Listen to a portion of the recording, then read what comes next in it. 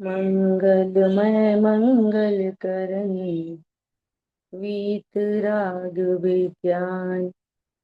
नमो ताहि जाते भये अरहंतादि महान। करि मंगल करियो महा ग्रंथ करन को काज।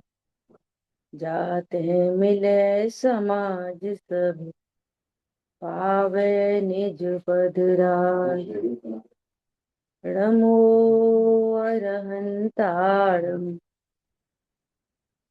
नमो सिद्धाणं नमो आयरियाणं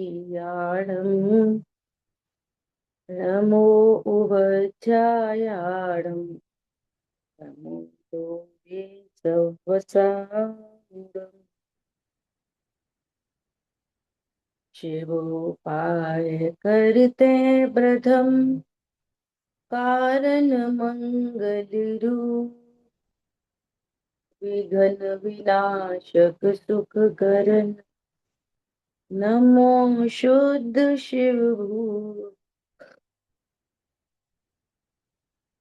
मोक्ष मार्ग प्रकाशक जी ग्रंथ नौवां अधिकार। और हम लोग स्वाध्याय कर रहे हैं तत्वार्थ सात ही क्यों। विषय क्रम से बड़ा है। स्टार्टिंग हुई है आत्मा का हित मोक्ष ही है ना। और वो पुरुषार्थ से होता है। ठीक है, पुरुषार्थ से ही मोक्ष की प्राप्ति। और फिर कहा कि वो पुरुषार्थ कैसा कि तत्वार्थ श्रद्धान करना चाहिए। और अब विषय आ रहा है कि तत्वार्थ सात ही क्यों। ठीक है, बहुत इंपॉर्टेंट बात है, कल भी दोहराई थी। यदि हमें सिर्फ पदार्थों का निश्चय करना होता कि उस दुनिया में कैसे पदार्थ हैं, कौन पदार्थ है, तब तो दो भी कह सकते थे, अनंत भी कह सकते थे। लेकिन यहाँ प्रयोजन मोक्ष मार्ग का है ना। तो सात तत्वार्थ की आवश्यकता है, अर्थात इनके स्वरूप को जानना चाहिए। तो इनमें दो, जीव और अजीव, तो सामान्य तत्व कहे, और आश्रवादी जीव और पुद्गल की पर्याय। ठीक है, इसलिए क्या करना चाहिए, इन सभी के स्वरूप को समझना चाहिए। यही पुरुषार्थ है। अब भाई साहब के प्रवचन कोई सुन रहा होगा तो एक दिन पुरुषार्थ की बात आई थी, है ना। क्या है पुरुषार्थ, ये पूरा विषय आया था, बहुत बढ़िया, पूरा कनेक्ट हो रहा था। अपनी क्या चर्चा चली, अरे जानना ही पुरुषार्थ है। चीनी का पुरुषार्थ क्या है कि मिठास ही पुरुषार्थ। और ये पुरुषार्थ सदा हो ही रहा है। ख्याल में आ रही है बात। तो अब मोक्ष मार्ग के पुरुषार्थ के लिए इन तत्वों को जानना ही पुरुषार्थ। क्या है पुरुषार्थ, तत्वों को जानना ही पुरुषार्थ है। ठीक है, ऐसा। तो क्या बात हुई, कल भी ऐसा भाव आया कि हम स्वरूप को जानते हैं तो संवर प्रकट होता है। ये टेक्निकल भाषा है। संवर प्रकट होता है मतलब सुख होता है, शांति आती है। हम अपने को जीव नहीं जानते तभी दुख होता है। हूँ जीव, वो समझ रहे अजीब, इसीलिए दुख होता है। तो दुख होता है मतलब आश्रव उत्पन्न होता है। और मैं जीव हूं ऐसा जाना तो सुख होता है। सुख होता है मतलब संवर प्रकट होता है। बस इतनी सी बात है, एकदम इजी लैंग्वेज में, है ना। तो सात तत्व की प्रथम शैली कैसी है, प्रथम में प्रथम क्या बताएंगे सात तत्व के लिए, हे गे उपाधि। तो प्रथम में प्रथम तो हे गे उपाधि समझना चाहिए। इन सात तत्वों में कौन से तत्व हे हैं, कौन से उपादेय हैं, कौन से गे मात्र हैं।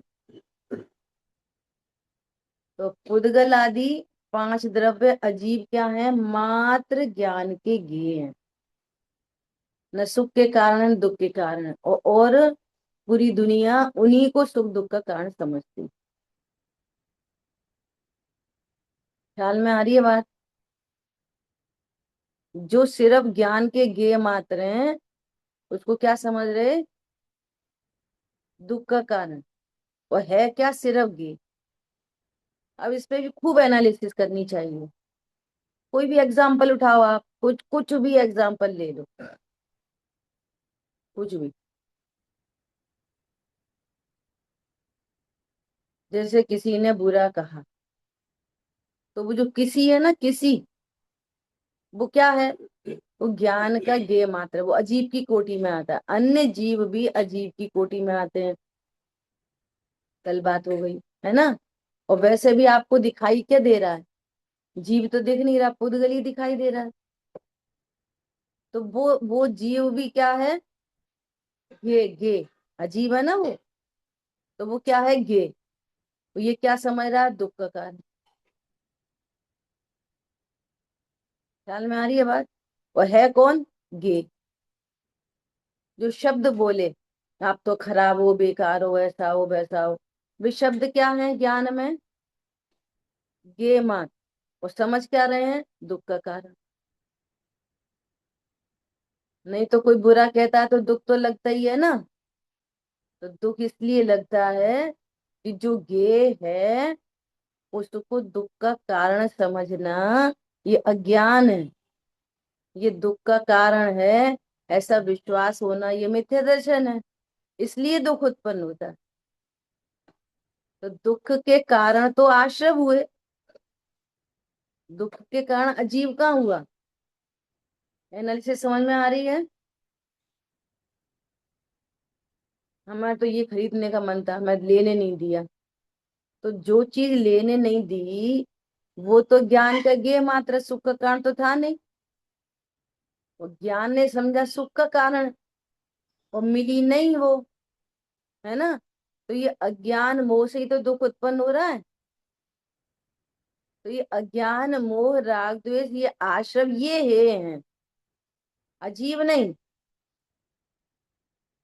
न वो सुख का कारण है, न दुख का कारण है, न ये है। न हटाने की बात है, न मिलाने की बात है। वो तो जितने जैसे संयोग बनने हैं बनेंगे। जो ज्ञान में गेय बनना है तो बनेगा। अब ज्ञान में गेय बन रही है वो बात, और किसी ने निर्णय किया मैं ध्रुव हूं, है ना। और अजीब को ज्ञान का गेय जाना मात्र, और मैं ध्रुव हूं ऐसा जाना, है ना। तो आशा उत्पन्न नहीं हुआ, तो संवर चल रहा है। सच्ची समझ से क्या हुआ, आशव उत्पन्न नहीं हुआ, और संवर चल रहा है। अब समझता है, क्या समझता है ज्ञानी, क्या, कि ये पर पदार्थ हैं, इनका संयोग वियोग दोनों कर्माधीन है, नंबर एक। दूसरी बात, ये ज्ञेय मात्र सुख के कारण नहीं है। दुख का कारण तो अकेला आश्रव है ना। विपरीत मान्यता है, तो विपरीत मान्यता छूटी है, उतनी शांति है। तो उस कर्म के उदय का विचार करता है, उनको मात्र ज्ञेय समझता है, और अपने को ध्रुव समझता है परिपूर्ण। तो संवर उत्पन्न होता है, और संवर बना रहता है। संवर की वृद्धि होती है तो निर्जरा होती है। आनंद की उत्पत्ति, जैसे कल आश्रम बंध में चर्चा हुई ना, दुख की उत्पत्ति आश्रम, और दुख का बना रहना बंद। ऐसी सुख की उत्पत्ति संवर, और सुख की वृद्धि निर्जरा। तो द्रव्य से बात करेंगे तो कर्मों का आना द्रव्य आश्रम, और कर्मों का ठहरना वो क्या हुआ, द्रव्य बंध, है ना। और अब कर्मों का रुक जाना द्रव्य संवर, और कर्मों का फिर जाना द्रव्य निर्गुण। ख्याल में आ रही बात? पैरेलली वे काम होते रहते, पैरेलल, निमित्त नैमित्तिक संबंध। जीव को कर्मों में कुछ नहीं करना होता, न वे बुलाता है न छोड़ता है। स्वरूप की समझ नहीं होती तो वे आते हैं, समझ होती तो वे जाते हैं। जीव समझ सही करता है बस। ख्याल में आ रही है बात? ऐसा। तथा मोक्ष का उपाय संवर निर्जरा है। तो इनको पहचाने तो जैसे संवर निर्जरा हो वैसे प्रवर्ते। तो हे उपाधि पता चल गई, है ना? तो अब ये हे कैसे हो कि भैया राग नहीं करना, राग नहीं करना। पर राग नहीं करना ये भी तो राग ही है। समझ में आ रही है? सम्यक दर्शन करना सही है भैया, ये तो दुख कार घनेरे, अब तो संवर करना है, संवर करना है, संवर करना है, ये भी तो राग है। ख्याल में आ रही है बात? तो आश्रव दूर करने से दूर नहीं होते, और संवर लाने से संवर नहीं आता। स्वरूप को भूलना आश्रव है, और स्वरूप की सच्ची समझ संवर। ध्रुव हूं ये भूलना आश्रव है, और ध्रुव हूं ये जाना तो संवर है। तो विधि क्या है? कल बात आई थी। पहले तो ये हेगे उपादेय समझे, और समझने के बाद ये कैसे तो हे होंगे, और कैसे प्रकट करने योग्य उपादेय है, कैसे प्रकट होंगे। तो उसकी विधि तो ये तत्व ज्ञान से होती है कि सब में भेद विज्ञान करे। नहीं तो ये जीव क्या समझता है? ये समझता है कि अजीब सुख का कारण है, और पाप भाव बुरा है, और पुण्य भाव अच्छा है। जो भाव कैसा है? अच्छा है। तो उसको हे नहीं समझता, जो भाव को उपादेय समझता है। पूजा नहीं करेंगे तो चलेगा क्या? ऐसा नहीं करेंगे, ऐसा नहीं करेंगे, तीर्थ यात्रा, दया दान, ये कैसे हैं? ये उपादेय हैं। और भगवान ने क्या बताया है कि ये ध्रुव की विराधना करके उत्पन्न होते हैं, नंबर एक। और नवीन बंध के कारण, नंबर दो। और संसार में दाखिल करते हैं, नंबर तीन। फिर बात कहाँ पे अटकती है? करें कि नहीं करें? करने की कोई बात चल रही है? समझो बस। वो तो जितनी कषाय शेष होगी उनमें शुभ शुभ भाव होते हैं। सच्ची समझ हुई, संवर प्रकट हुआ, है ना? अनंतानुबंधी गई, मिथ्या तो गया। अब अप्रत्यक्षान में शुभ शुभ होंगे, और वो सच्ची समझ चलती रहेगी। सच्ची समझ से आशव रुकेगा, बंध रुकेगा, संवर होगा, और द्रव्य निर्जरा होती रहेगी धीरे धीरे। ख्याल में आ रही है बात? और प्रत्येक ख्याल मिट जाएगी, प्रत्येक ख्याल मिट जाएगी, ये पूरी विधि होगी। इसलिए बहुत अच्छा फॉर्मूला आया है क्या? पाप घटते हुए मिटता है, और पुण्य बढ़ सबसे हाईएस्ट पे जाके मिटता है। पुण्य बढ़ के मिटता है। जो भाव ज्ञानियों को और बढ़ते हुए दिखाई देंगे। इधर क्या दिखाई देगा कि ये हे है, और उधर जो भाव बढ़ेंगे। ख्याल में आ रही है बात? निर्णय क्या है? क्यों बढ़ेंगे? विचार करो, क्यों बढ़ेंगे? लॉजिक से समझे, क्यों बढ़ेंगे? बोलो, कोई बता सकता है? उपयोग लगा के क्यों बढ़ेंगे? शुभ भाव क्यों बढ़ेंगे? बोलिए। क्योंकि वो है ही मानता है अशोक बंद और समय। अशुभ को तो हे मानता है, तो शुभ भी तो हे है ना। तो शुभ इसलिए भाव उसको क्यों बढ़ रहा है?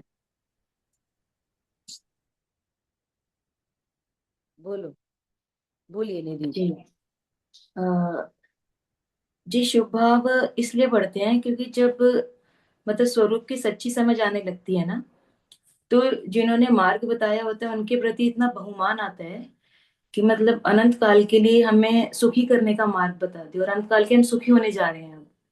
तो उनके प्रति बहुत ज्यादा बहुमान आता है, अंदर से ही प्रकट होता है वो नेचुरल।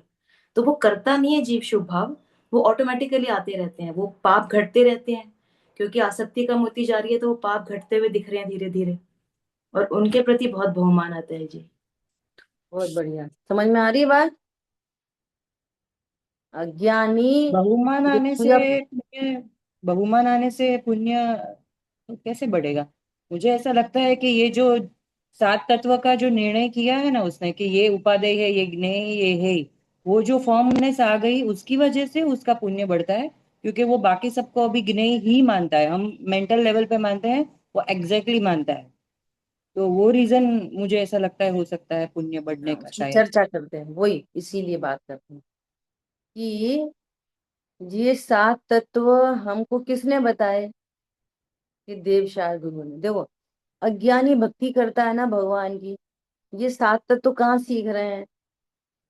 देव शास्त्र गुरु के समीप, चाहे मंदिर में, चाहे स्वाध्याय में, चाहे गुरु के पास, चाहे जिनवाणी से, है ना, चाहे ऑनलाइन चाहे ऑफलाइन। ख्याल में आ रही है बात? तो ये वही सीखते हैं। तो अभी उसे पता तो होती नहीं है जब तक निर्णय नहीं होता। तो अभी वो, हम चूंकि जैन कुल में जन्मे हैं ना, तो हमें पूजा पाठ करना चाहिए। ख्याल में आ रही है बात? तो इस रूढ़ी से काम करता है, करना चाहिए, है ना, just just like tradition, tradition, है ना, ऐसा। और जब स्वरूप समझ में आती है तो कैसा लगता है? ओ प्रभु, यदि हम जैन कुल में नहीं जन्मे होते तो हमें ये मार्ग कहाँ से मिलता? तो अपने कुल की महिमा आती है, समझ में आ रही है? भगवान की महिमा आती है। जिन्होंने समझा कि गुरुदेव श्री की इतनी महिमा क्यों की गई, जब हम समझते नहीं थे ना, तो जब हमारे पिताजी और हमारे चाचा जी ये लोग स्वाध्याय करते थे और गुरुदेव श्री की बात करते थे, तो हमें ऐसा लगता था ये लोग कुछ जबरदस्ती बोलते हैं, कुछ ज्यादा ही। गुरुदेव श्री भगवान है क्या? ऐसे इन लोगों ने, इन एनी जैसे लोगों ने दो वो बना दिए दिगंबर जैन समाज में। एक निश्चय वाले, एक व्यवहार वाले, एक गुरुदेव वाले, एक मुनिराज वाले। लेकिन जब तब महिमा नहीं आ रही थी, तब प्रेशर में बैठे थे। बाबू बोलते थे चलो बैठो स्वाध्याय करो, तुम्हें तो कुछ आती ही नहीं थी, तब प्रेशर था। और जब गुरुदेव श्री को समझा, उनका साहित्य पढ़ा, है ना, और प्रवचन पढ़े, वर्ड टू वर्ड पढ़ा, समझा, वो ऐसा मार्ग सचमुच कैसा बताया, तो अपने को समझ आती है ना, तब बहुमान आता। ख्याल में आ रही है बात?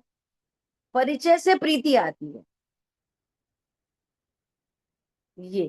तो देव शास्त्र गुरु की श्रद्धा, श्रद्धा के साथ में क्या क्या हुआ? बहुमान।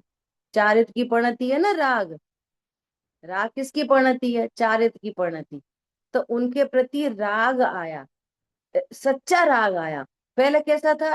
ट्रेडिशनल। और अब कैसा है? सच्चा। तो शुभ भाव की क्वालिटी बढ़ी ना, क्वालिटी। उसको भी शुभ भाव कहते हैं। पूजा पाठ कोई करता है भैया, ये मंदिर कसाई है, मंदिर पूजा पाठ करते हैं। तो घर गृहस्थी में नहीं, खा नहीं रहे, बना नहीं रहे, मंदिर जा रहे, तो शुभ भाव कहते हैं। लेकिन वो कैसा है? एकदम स्थूल। और ये कैसा है? इसकी क्वालिटी बढ़ गई। और पैरेलली क्या पता चल रही है? कि ये भगवान हमारे को सम्यक दर्शन नहीं देंगे, इसलिए हे पना भी चल रहा है। और इन्होंने सच्चा मार्ग बताया है, ये भक्ति भी चल रही है। आई बात समझ में?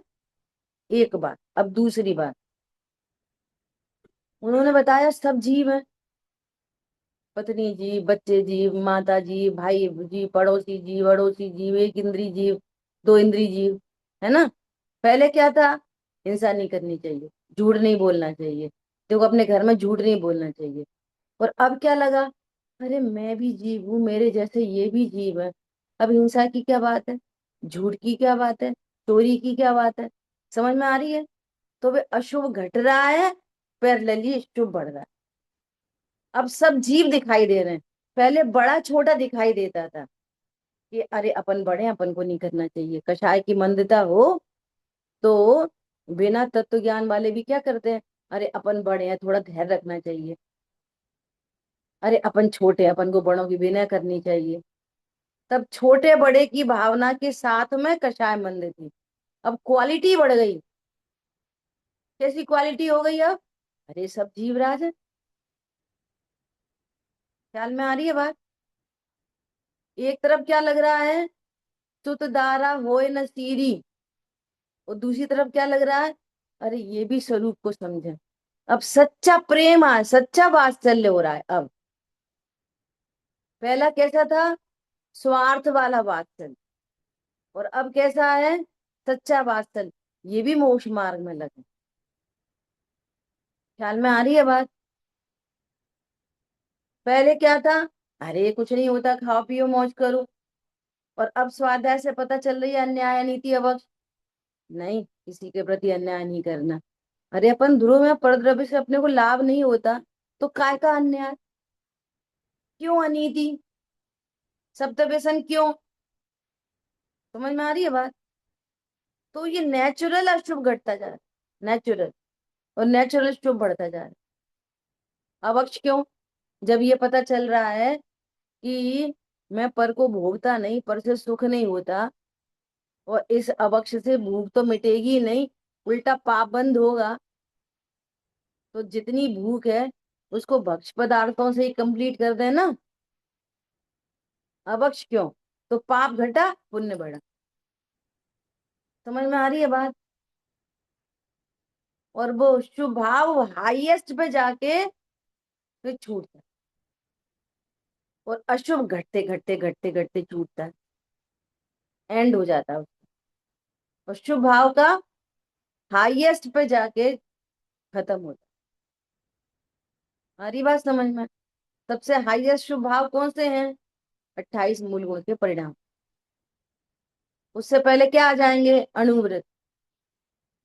उससे पहले क्या हो जाएगा, अन्याय नीति अवक्ष टूट जाएगी। और पहले गुण स्थान में क्या होगा, सब धूमधाम सब चल रही है, नहीं भी हो तो भी है, क्यों, उसके पास क्वालिटी नहीं है, ट्रेडिशनल लेवल। पहले गुण स्थान में भी सब कुछ हो रहा है। अरे पहले गुण स्थान में 28 मूल गुण हो जाए, तो वो भी क्या है, ट्रेडिशन, सही चीज नहीं है उसके पास। पॉइंट ख्याल में आया। इसलिए पता है, सब बातों का विचार करके उसको तैयार करना चाहिए। तो आपको रटना नहीं पड़ेगा, याद नहीं करना पड़ेगा, आपको युक्ति से बात समझ में आएगी। उधर राग घटता जा रहा है, और इधर क्या हो रहा है, वीतरागता उत्पन्न हो रही है। तो वीतरागता का क्या कार्यक्रम है, अशुभ घटते हुए मिटा, शुभ बढ़ते हुए मिटा, जीरो हो जाते हैं, शुभ भी जीरो, अशुभ भी जीरो। और धर्म परिणति का क्या हुआ, वो बढ़ते बढ़ते बढ़ते बढ़ते पूर्णता को प्राप्त होती है, वो जीरो नहीं होती। क्या बोला, वीतराग परिणाम, धर्म परिणाम क्या होता है, बढ़ते बढ़ते बढ़ते बढ़ते पूर्णता को प्राप्त होता है, ऐसा। तो सबसे बड़े धर्मात्मा कौन है, सबसे बड़े धर्मात्मा सिद्ध भगवान, सबसे बड़े धर्मात्मा। तो सिद्ध भगवान तो कुछ करते ही नहीं, पूजा पाठ दया दान, जी कैसे धर्मात्मा। समझ में आ रही है बात। धर्मी का आश्रय लिया और कभी छोड़ा नहीं, इसका नाम है धर्मात्मा। वो धर्मात्मा कौन होता है, केवल ज्ञान धर्मात्मा, छायिक दर्शन, छायिक श्रद्धा धर्मात्मा, पूर्ण वीतरागता धर्मात्मा। समझ में आ रही है बात। पूर्ण धर्मात्मा है कौन, सिद्ध भगवान, अनंत भगवान। धर्म मतलब कोई पूजा पाठ दया दान नहीं, धर्म की शुरुआत होती है धर्मी को जानने से। चौथे गुण स्थान में मैं धर्मी हूं ऐसा जाना, और क्या हुआ, धर्म प्रकट हो गए। और वहां जाके पूर्णता हो गई धर्म की। समझ में आई बात? किन्हीं किन्हीं ने मुझे होमवर्क भेजा है, तो ये पॉइंट पकड़ में नहीं आया क्या? जैसे अपन ने व्यवहार सम्यक दर्शन ज्ञान चार्ट की बात की थी ना, है ना? तो उसमें क्या किया, व्यवहार ज्ञान में क्या करेंगे, देवशास्त्र गुरु को उसकी चर्चा करेंगे ज्ञान से रिलेटेड। ज्ञान की बात चल रही है तो ज्ञान की चर्चा किससे करेंगे? जानने से। श्रद्धा की चर्चा किससे करेंगे? विश्वास से, श्रद्धांत से, प्रतीति से। ये सब एक ही बात है। और चारित्र की चर्चा किससे करेंगे? राग से और वीतरागता से। चार की चर्चा दो ही तरह से होगी ना, राग से और वीतरागता से। तो व्यवहार चारित्र में वो घटता हुआ राग, घटता जा रहा, घटता जा रहा, घटता जा रहा, है ना? तो व्यवहार चारित्र में घटता हुआ राग और निश्चय चारित्र में वीतरागता प्रकट हो गई। ख्याल में आ रही है बात? चारित्र में भी हमने ज्ञान लिख दिया, चारित्र में भी श्रद्धा लिख दी। इसका क्या मतलब हुआ कि हमको ज्ञान भी समझ में नहीं आया। चार चारित्र में कुछ और लिखते तो ठीक है, लेकिन चारित्र में ज्ञान लिखा तो उसमें ज्ञान भी नहीं पकड़ में आया ना फिर। समझ में आ रही है बात? और देखो भैया, मैं चेक कर पाऊं नहीं कर पाऊं, मैं मेरे टाइम से चेक कर लूं, लेकिन आप तो अपने लिए लिखो। जब आप लिखोगे ना, जैसे इन्होंने लिख के दिया ना, तो वो पकड़ में आई बात। नहीं तो आपको ऐसा लगेगा हाँ हाँ मैं तो सब समझ में आ रही है। जब पेपर पे ब्लू प्रिंट प्रिंट उतरेगी ना, तब ख्याल में आएगी हम क्या समझ पा रहे हैं, क्या है व्यवहार चारित्र। कहाँ से शुरू हुआ वो व्यवहार चारित्र? खाने पीने से नहीं, वो तो मेरा काम ही नहीं, वो काम चारित्र है। कषाय, मंद कषाय चारित्र है व्यवहार चारित्र। तो कहाँ से शुरू होगी, ये भी चर्चा ही हो गई, इसलिए याद भी आ गई मुझे यही पॉइंट पे कि देवशास गुरु का श्रद्धान हुआ ना, तो उनके प्रति जो बहुमान, जो राग उत्पन्न हो रहा है ना, वो व्यवहार चारित्र। सात तत्वों का ज्ञान श्रद्धान हो रहा है ना, तब चार की परिणति में क्या हो रहा होएगा? विचार करो। उपयोग बहुत रमता है ना, तो अच्छा, अच्छी फीलिंग आती है ना, शांति शांति लगती है ना, वो व्यवहार चारित्र। स्वपर के भेद विज्ञान में ज्ञान एक्टिव है, ज्ञान में स्वपर हो रहा है, श्रद्धा में विश्वास हो रहा है, चारित्र में क्या हो रहा है? वो ये गुड फीलिंग है, कषाय की मंदता, मंदता। और फिर वहां पे जाके क्या हुआ? सम्यक दर्शन प्रकट हुआ, सम्यक ज्ञान प्रकट हुआ, तो लीनता ही हो गई, तो अतीन्द्रिय आनंद आ गया। वो अतीन्द्रिय आनंद है, वो सम्यक चारित्र है। उससे पूर्व जो घटती हुई कषाय है, वो क्या है? व्यवहार से चारित्र। और साथ में जो तीव्र कषाय हो, वो तो गिनती में नहीं आती चारित्र की, अशुभ भाव तो। ख्याल में आ रही है बात? ऐसा समझना। तो तथा मोक्ष का उपाय संवर निर्जरा, ये वाली बात हो गई है ना। तो संवर निर्जरा हो वैसे प्रवर्ते। तो कैसे हो संवर निर्जरा? कि हमें संवर हो ऐसे प्रवर्ते? नहीं। तो जिसको भूलकर आश्रव होता है, उसको जानने से संवर होता है। सिंपल। तो कैसे प्रवर्ते? कि मैं ध्रुव हूं ऐसे प्रवर्तना। देखो, मैं शरीर हूं ये आश्रव, मैं ध्रुव हूं ये संवर। क्या बोला? मैं शरीर हूं ये क्या है? आश्रव, मिथ्या तो है ना ये। मैं शरीर हूं ऐसा ज्ञान, विश्वास, ये क्या है? मिथ्या तो, आश्रव। और मैं ध्रुव हूं ऐसा ज्ञान विश्वास हुआ, तो ये क्या हुआ? संवर। ऐसे संवर होगा। तो इस रूप प्रवर्ते। ठीक है। तो ज्ञान के फॉलोअर है ना श्रद्धा चारित्र। ज्ञान अपने को ध्रुव स्वीकार करेगा तो श्रद्धा में विश्वास आएगा, और विश्वास आते ही चारित्र की परिणति स्वरूप में फिर होगी, है ना। तो वो है संवर। तथा संवर निर्जरा तो अभाव लक्षण सहित है, इसलिए जिनका अभाव करना है उनको पहचानना चाहिए। किसका अभाव करना है? तो एग्जाम्पल दे रहे हैं। एक, क्रोध का अभाव होने पर क्षमा होती है। देखो कितनी मजबूरी है, आप समझो। उस संवर को कैसे बताएं? तो पहले क्रोध, आश्रय बता रहे हैं कि जो क्रोध है,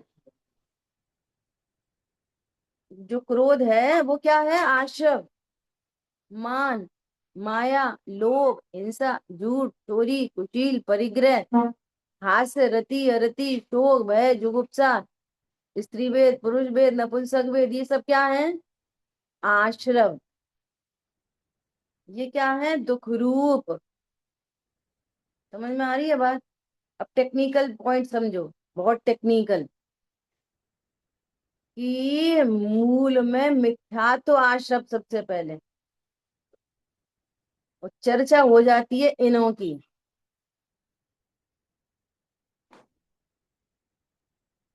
समझ में आ रही है बात? अभी किसी से पूछो कि बताओ आश्रव किसे कहते हैं, आश्रव क्या है? तो सबकी एक आवाज आएगी, राग द्वेष आश्रव, शुभ अशुभ भाव आश्रव। और मिथ्या तो क्या है? जो मूल है, जिसके बिना, जिसके बिना वे राग द्वेष मिट नहीं सकते, तो वो मूल छूट जाता है। मतलब आश्रय भाव किसे कहते? तो बोलेंगे शुभ अशुभ दोनों भाव आश्रय। और मिथ्यात्व क्या चीज है? अब वो जिनवाणी में भी, अभी यहाँ पर जैसे, जैसे मैं मिथ्यात्व की बात नहीं कर रहे, जैसे मैं क्रोध की बात कर रहे हैं। पॉइंट समझ में आ रहा नहीं आ रहा? जैसे मिथ्यात्व लेना चाहिए था ना सबसे पहले, मिथ्यात्व का अभाव और सम्यक दर्शन की उत्पत्ति। तो सम्यक दर्शन संवर है, और मिथ्या तो आश्रव है। पॉइंट ख्याल में आया? तो मिथ्यात्व का नाम क्यों नहीं लिया, इस पे भी थोड़ी चर्चा करें। कि मिथ्यात्व का अभाव होता है सबसे पहले, और बाद में अप्रत्यख्यान क्रोध, प्रत्यख्यान क्रोध, संजुलन क्रोध, ये रह जाते हैं। तो उनकी तरफ से बात आ रही है। और जनरली, जनरली चारित्रम खलु धम्मो, धर्म की चर्चा आएगी तो वो चारित्र से ही आएगी। आचार्यों ने धर्म की चर्चा कहाँ से की है? संवर की चर्चा चारित्र से। और दंसण मूलो धम्मो, उस धर्म का मूल सम्यक दर्शन है। तो ऐसे दो अलग अलग बातें करती हैं। समझ में आ रही है बात? इसलिए अपन चर्चा करते हैं, जब भी 10 धर्म की बात आएगी तो उस 10 धर्म की बात चारित्र से करना, उस 10 धर्म की बात आनंद से करना, उस 10 धर्म की बात निश्चिंता से करना। समझ में आ रही कि नहीं आ रही? भगवान जाने कि तुम खुद जानो। दंसण मूलो धम्मो, उस धर्म का मूल सम्यक दर्शन। और चारित्रम खलु धम्मो, चारित्र साक्षात धर्म है। संवर के नाम पर प्रसिद्धि किसकी होती है? चारित्र की। जबकि मूल संवर तो सम्यक दर्शन है, वो उस संवर का आधार है। सम्यक दर्शन चारित्र का आधार है, मूल है। उसके बिना कैसे होएगा धर्म? इसलिए बात चल रही है यहाँ पर। आश्रम में गिनती किसकी करी? क्रोध की। और जब ये भूलना नहीं है, अंडरस्टूड है कि सबसे पहला आश्रम है मिथ्यात्व। और जब आश्रम के भेदों की बात चलती है तो मिथ्यात्व से ही बात चलती है। मिथ्यात्व, अवृत्ति, प्रमाद, त्यजा, योग। और एक जनरल बात चलेगी अगर संवर के नाम पर, तो क्षमा की बात चलेगी, मार्दव की बात चलेगी, आर्जव की बात चलेगी। ये 10 धर्म है, ये कौन है? ये संवर निर्जरा तत्व हैं। 10 धर्म कौन से तत्व हैं? संवर निर्जरा तत्व। और उसका मूल कौन है? सम्यक दर्शन। पंडित साहब ने लिखा ही है मूल सम्यक दर्श, निज में लीनता में ये धर्म,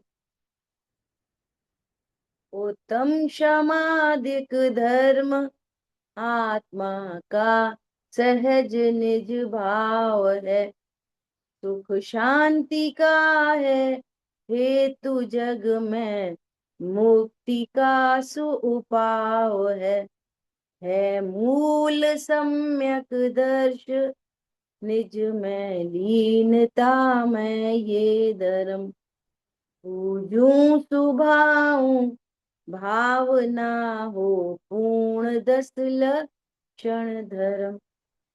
समझ में आई बात? किसको नहीं आई बोलो? इसलिए अब सुनो और ध्यान से। मैंने थोड़ा थोड़ा सा देखा तो क्या बात आई कि गुप्ती, समिति, है ना, ये सब क्या है? ये सब संवर निर्जरा तत्व है। ये वीतराग परिणतियां हैं सबकी सब। 10 धर्म क्या है? वीतराग परिणति। ख्याल में आ रही है बात? और ये समिति, गुप्ती, प्रतिक्रमण, आलोचना, प्रत्याख्यान, ये सब वीतराग परिणति है। परंतु इन्हीं शास्त्रों में इनका वर्णन आश्रम में भी किया है। क्यों किया है? कि उस समिति को बताने के लिए जो पैरेलली मंद कषाय चल रही है, तो 5 समिति की चर्चा आ गई व्यवहार में। तो ये जो 5 समिति है ना, ये आशव रूप है। और अंतरंग में जो वीतराग परिणति है वो संवर निर्जरा। जिसको ऐसी संवर निर्जरा होती है वो ऐसे चलता है, जिसको ऐसी संवर निर्जरा होती है वो ऐसे बोलता है, जिसको ऐसी ऐसी वीतरागता होती है वो ऐसे रखते उठाते हैं, जिनको ऐसी वीतरागता होती है वे ऐसे आहार करते हैं, वे मलमूत्र का विसर्जन ऐसे करते हैं। जिनको वीतरागता नहीं होती वो फ्लश ऑन करते हैं, अनचना पानी धड़ाधड़। समझ में आ रही है बात? तो उस संवर निर्जरा की चर्चा आश्रम में भी है, आगम में।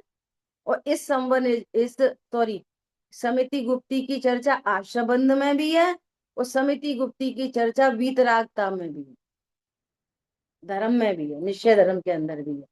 तो जहां आश्रम में चर्चा है वहां वीतरागता के साथ रहने वाले मंद कषाय को समझना। ख्याल में आई बात? और जहाँ निश्चय की चर्चा है तो वहां तो वीतराग रूप ही समझना। अब ये जिम्मेदारी तो आपको अपनी खुद की लेनी पड़ेगी। तो वहां तो ऐसे लिखा है कि वहां तो ऐसे लिखा है। तो शुरू में बहुत मेहनत हुई और टेंशन हो जाती थी, उस समझ में नहीं आई, तो अब क्या करें? तो भाई साहब से पूछा, कितने साल पुरानी बात है। तो भाई साहब ने क्या जवाब दिया? कन्वर्टर लगा के बैठ। इस शॉर्ट में इतना सा जवाब दे दिया बस, व्याख्या नहीं की कुछ भी। तो हिंट में काम कर लो। ख्याल में आ रही है बात? कहाँ किस अपेक्षा से बात चल रही है? उपास समिति आश्रम है, और उसके साथ में जो वीतरागता दिखानी वीतरागता है, कैसे बताएं? देखो कितनी वीतरागता है कि ये ऐसे मलमूत्र विसर्जित नहीं करेंगे। देखो कितनी वीतरागता है कि ऐसे रखेंगे, उठाएंगे नहीं जिनवाणी को। तो ये किधर से बात चल रही है? हाथ पैर से। मुनिराज हाथ पैर हैं कि नहीं? नहीं। मुनिराज तो कौन है? शुद्धो पियो। तो वे रखते शुद्ध शुभ दो पियो, जिनवाणी उठा कर रखता कि नहीं रखता? अरे आत्मा रखती है कि नहीं रखती? आत्मा चलती कि नहीं चलती? कन्वर्टर समझ गए? ऐसे लगाना कन्वर्टर। ज्ञान स्वरूपी आत्मा क्या, अब ये चर्चा आएगी ना ऐसे, तो बस तुरंत उधर ही बह जाएंगे। सही बात है, देखो मुनिराज कैसे, मुनिराज की ये वाली सब चर्चाएं आएंगी ना समितियों की, फिर तो ऐसी आभा निकलेगी। तुरंत भूल जाएंगे पूरी तरह से कि मुनिराज शुद्धोपयोग है, मुनिराज तीन का शाट चौगड़ी भाव की बीतरागता वाले जीव द्रव्य है। तो शरीर ही शरीर दिखने लग जाएगा वापस, और बहुत से बहुत शुभ भाव दिखने लग जाएंगे वापस, और ध्रुव को भूल ही जाएंगे। मूल मुनिराज को भूल ही जाएंगे। वे ऐसा चलते, वैसा बोलते, वो ऐसे खड़े खड़े आहार लेते। कौन समझ में आ रहा है, नहीं आ रहा है? कितनी सावधानी चाहिए बोलो। कितना गजब का मार्ग है ये, बहुत सुंदर मार्ग है। ख्याल में ये क्रोध का अभाव होने पर क्षमा होती है, इतनी बात समझाने के लिए अपन ने इतनी बात करी है। संवर की चर्चा कैसे करी जाएगी? तो अस्थि से तो चर्चा यही की जाएगी, क्या अस्थि से, कि आत्मा हूं, इस बात का आनंद हुआ, वो संवर है, ये पॉजिटिव चर्चा है। लेकिन जिनागम में नास्ति से चर्चा की कि क्रोध का अभाव है वो संवर है, आशव का अभाव संवर है। समझ में आ रही है बात? अभाव से चर्चा की। तो अब विचार करो कि क्रोध का अभाव संवर है। विचार करो इस बात पे बहुत अच्छे से, है ना? अभी सोचो कि किसी ने बहुत कुछ उल्टा सीधा कहा, घर ते निकारे तन बिदारे, बैर जो न तहां धरे।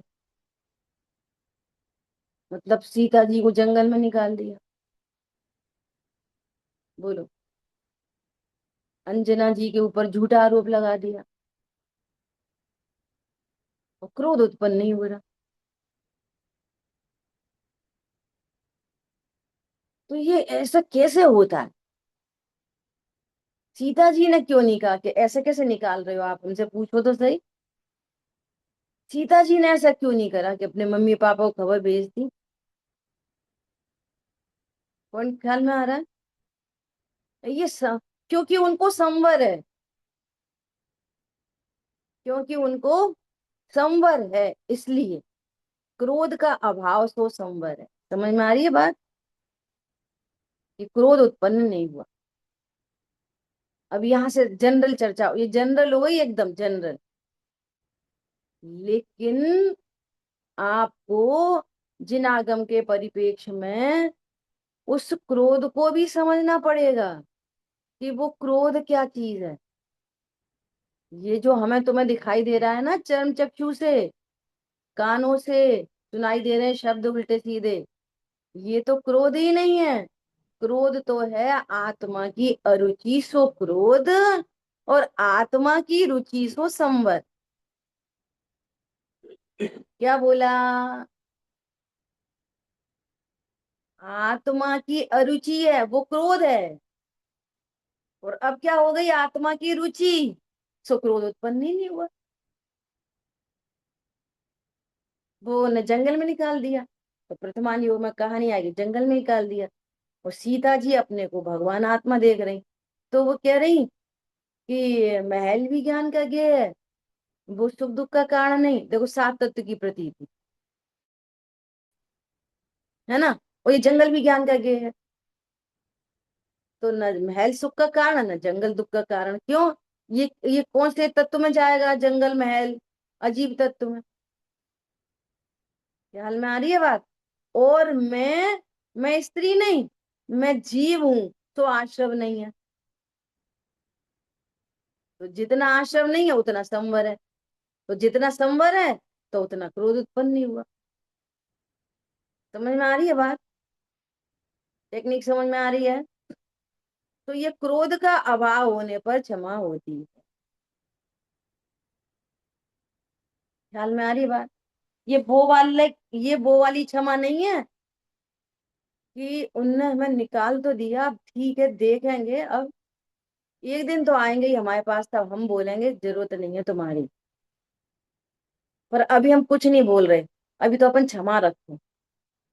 ये वो क्षमा नहीं है, ये मंद कषाय रूप क्षमा नहीं है, चालाकी वाली क्षमा नहीं है, मान वाली क्षमा नहीं है। समझ में आ रही है? क्षमा भी बहुत तरह की होती है। मान से क्षमा, क्या? लोभ से क्षमा, कोई क्या कहेगा, लोभ से क्षमा, मायाचारी से अभी क्षमा कर दो, फिर देखेंगे बाद में, क्योंकि अपन को जैसे कुछ वसूलना है ना, कोई लेना देना है, क्षमा कर दो। मायाचारी से क्षमा, ये वो क्षमा नहीं है। ये कौन सी क्षमा है? अपने स्वभाव के आशय से प्रकट होने वाली। इसमें विकल्प नहीं करने पड़ते कि नहीं नहीं रहने दो, कुछ मत बोलो, अब ठीक है, अब अपने ही कर्म का उदय है। ऐसी वाली क्षमा नहीं है, कर्म के उदय वाली क्षमा। कर्म का उदय विचार कर लिया क्षमा। आ रही है समझ में? बहुत लोग उदय का विचार करके क्षमा धारण कर लेते, तो वो भी कुछ काम की क्षमा नहीं है। ठीक है भैया, अपने कर्म का उदय। हाँ भैया ठीक है, अपने कर्म का उदय। अब तुम्हारे कर्म का उदय है कहाँ है? बच्चे ने बात नहीं मानी, हमारे कर्म का उदय है भैया, इसलिए नहीं सुनता होएगा।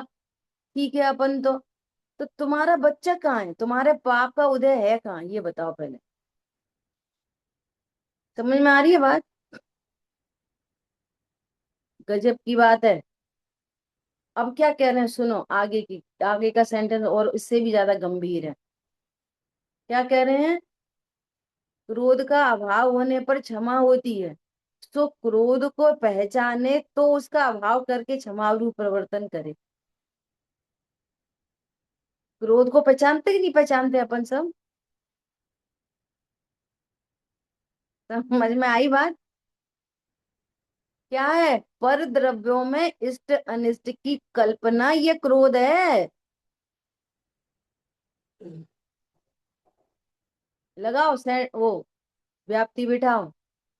कोई सम्यक ज्ञानी जीव पुरुष है ना, वो कह रहे हैं, अरे तुमने जिनवाणी ऐसे कैसे रख दी, मर जाओगे। ये जिनवाणी की विराधना का अनंत पाप है। ग्रहित मिथ्यात्व बंधेगा, ग्रहित कैसे छूटेगा? तो हमें क्या दिखाई दे रहा है, क्या सुनाई दे रहा है? क्रोध। और उसके पीछे अभिप्राय क्या है? ये आपका अनिष्ट करना चाहते। जो ज्ञानी ऐसा बोलते, तो क्रोध तो उसे कहते हैं जो तुम्हारा अनिष्ट करना चाहे, जिसको अनिष्ट की कल्पना हो उसको क्रोध कहते हैं। तो वहां अनिष्ट की कल्पना है, तो वो क्रोध है। तो क्या कह रहे हैं? क्रोध को पहचाने। हम तो भैया, हम तो घर गृहस्थी वाले भी इतना इतना क्रोध नहीं करते जितना जो विद्वान करते हैं।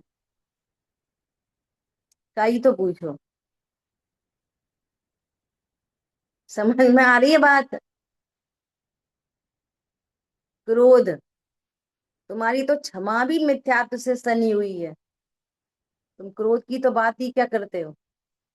समझ में बात बता दी ना, मान से क्षमा। तुम्हारी तो क्षमा ही रंगी हुई है कषायों से, और वहां जो क्रोध दिख रहा है वो वीतरागता के साथ वाला है। इसलिए क्रोध समझना पड़ेगा। क्रोध किसे कहते हैं बताओ? वहां आत्मा की अरुचि है तो क्रोध कहोगे? वहां स्टेनलेस की कल्पना है सो क्रोध कहोगे। सो कह रहे हैं कि जिसका तुझे अभाव करना है उसको पहचाने, और जो प्रकट करना है उसको पहचाने। अब बोलो कितनी बड़ी जिम्मेदारी, ये सात तत्व का निर्णय करना कितनी बड़ी जिम्मेदारी। लिखोगे पढ़ोगे नहीं ना तो निर्णय नहीं हो पाएगा। अगर मैंने जब से शुरुआत की उसके बाद 10 लक्षण पर मनाए ना, तो जितनी बार पर मनाए हैं उतनी बार 10 लक्षण डायरियों में लिखे होंगे, उतनी बार, हर बार। तब कहीं जाके अपनी प्रॉपर्टी बनती है वो। क्या बोला? मेरी हर डायरी में 10 लक्षण का कुछ ना कुछ मिलेगा आपको। नहीं वो तो हम लिख चुके एक दफे, हाँ वो शुरू में ही हमें समझ में आ गई। समझ में आ गई, बहुत अच्छी बात है, ऐसी बात नहीं है, किसी को एक बार में भी आती है। सूक्ष्म अच्छा हो तो आती है, उसमें कोई दिक्कत की बात नहीं है। पर आप लिखो, अपनी भाषा में लिखो, अपने लिए लिखो। कल मुझे इतनी अच्छी बात लगी भाई साहब, इतनी ऐसी ऐसी बात को एकदम पिंच करते हैं, एकदम से वो भीतर तक चली जाती है पेनिट्रेट होते हुए एकदम। बोले कि अपने को कोई चिंतन चलता है ना, तो कैसा लगता है? उन्हें बताएंगे, उन्हें बताएंगे, उन्हें बताएंगे, क्लास में बताएंगे। आज रात को मुझे इतनी अच्छी बात लगी, क्लास में सबको बताएंगे। ख्याल में आ रही है बात? बोलो पंडित साहब ने इतनी सारी स्तुतियां लिखी, कोई को नहीं बताई। क्या मतलब है? ये मार्ग अपने लिए है, उनको खुद ही से आनंद था। एक एक पुस्तक उठाओ तो कितनी सारी भक्तियां, 526, 312, और एक भक्ति दूसरे जैसी नहीं। और कितनी सारी अभी अभी पता नहीं कितनी भक्तियां बची होंगी। अपने अकेले ही पढ़ रहे हैं, अपने अकेले लिख रहे हैं, अकेले भाव हुए। किसके लिए? पूरा ज्ञान किसके लिए? अपने लिए, कि दूसरों को दिखाने के लिए हम बहुत होशियार हैं, हमें ऐसा चिंतन चलता है, हमें ऐसा है। बोलो, ख्याल में आ रही है आवाज? मेरे भाई साहब ने कहानियां लिख दी है ना, वो कौन सी कहानियां? अप्पा स्वामी की कहानियां। उन्हें चिंतन चलता रहे, लिखते रहे, चिंतन चलता रहे, लिखते रहे। कि तुम पढ़ो, तुम सुनाओ, वो करो, ये करो। जिस अब पंडित साहब की रचना जिनने छपवा दी, छपवा दी। वो बोल रहे हैं कि जैसे उन्होंने कोई नई भक्ति लिखी और सुमत जी भाई साहब पहुंचे, तो उन्होंने कभी नहीं बोला देखो हमने आज इतनी अच्छी भक्ति लिखी। कौन समझ में आ रहा है? और एक सुनील भैया थे शिवपुरी वाले, वो जाते पंडित साहब के पास और वो ऐसा बोलते, पंडित साहब को कोई नई चीज बता दो, तो उनको सुना दे दो। ख्याल में आ रही है बात? तो सुनील भैया ने पंडित साहब से बहुत सारी चीजें रचनाएं सीखी उन्होंने। बोलो, मतलब उनको ऐसे दिखाने का भाव नहीं था। विचार करो, ये तो परमार्थ दिखाने का भाव नहीं था, अपने लिए करो ना आनंद, शांति, और उसका उदय होता है तो वो बाहर आ जाती है चीजें। यहाँ तो एक अंगूठी नहीं पहन लो तो वो दिखाने का भाव, साड़ी पहनो तो दिखाने का भाव, बिंदी लगाओ तो अपने बच्चे दिखाने, अपना पति दिखाने, अपना घर, अपनी दुकान, अपने मकान, अपना फलाना ठिकाना, फिर अपनी स्वाध्याय। तो अपने लिए है चीजें, दूसरों के लिए। बोलो, विचार करना बहुत गंभीरता है। अपन ने कुछ लिख के भेजा तो भाई साहब को पता चलेगा हम भी होशियार हैं, इतना तो हमें भी आता है।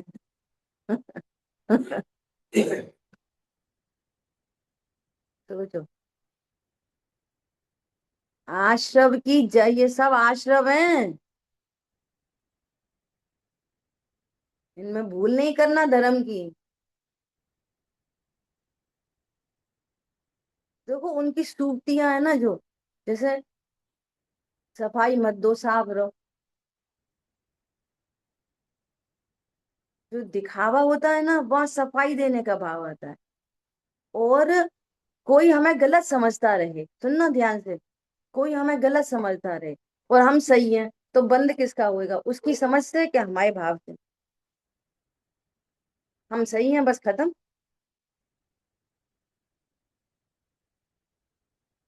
शेर सुदर्शन सही थे, खत्म।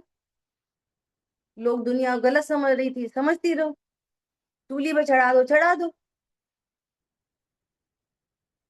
पत्नी क्या सोचेगी, कि सोचती रहेगी, क्या करें, हम क्या करें। देखो अपना साफ रहने का कितना आनंद है, और ये साफ तो रहता नहीं है, गलती को छिपाता है। फिर चार बहाने बनाएगा, वो तो ऐसे हो गई, वो तो वैसे हो गई, फिर मायाचारी, फिर लोभ, फिर झूठ, फिर सच, 50 और 1 के पीछे कषायों का अंबार लगा है, अंबार लगा है पूरा का पूरा। और खुद को पता है कि हमने गलती की है, खुद को पता है कि गलती हुई है। नहीं पता होता खुद को, अपनी गलती नहीं पता होती। हम समझ रहे, पंडित साहब ने लिखा है, क्यों समझे ठगता औरों को, पाप बंद कर ठगता खुद को। मतलब ये अपनी अपनी टैली करने का ये धर्म है।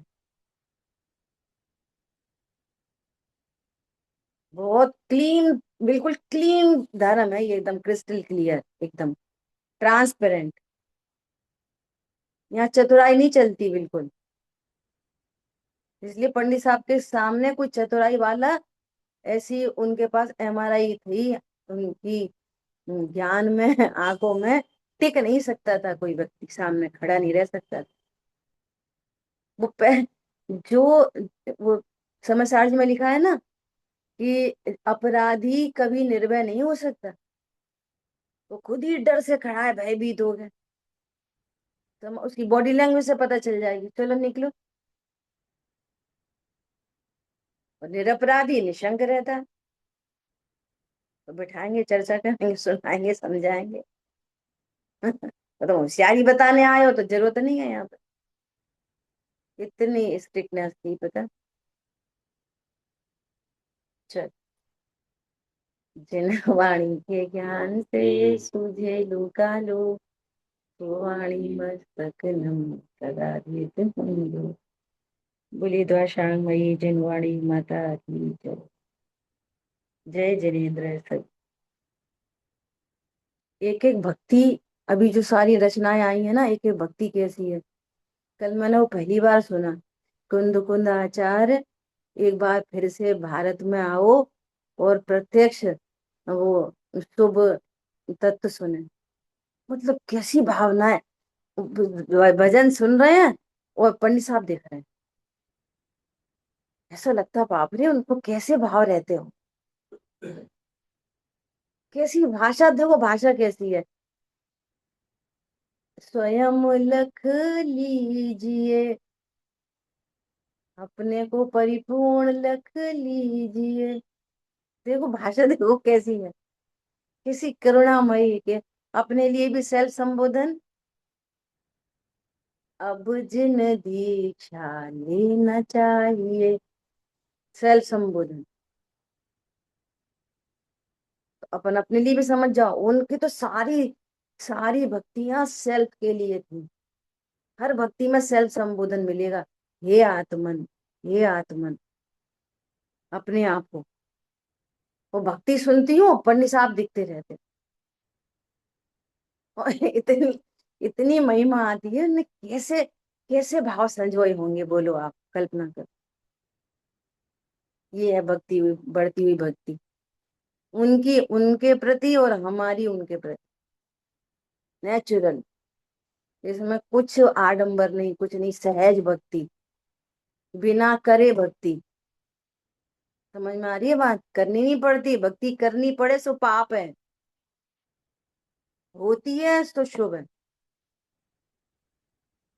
जो करनी पड़े सो पाप है वो, करनी पड़े तो। एक एक भजन बिल्कुल ऐसा है कि दो टुकड़े कर दे बिल्कुल तत्व ज्ञान में, भेद ज्ञान करा दे। एक एक भक्ति है इतनी गजब की। चल, जय जिनेन्द्र।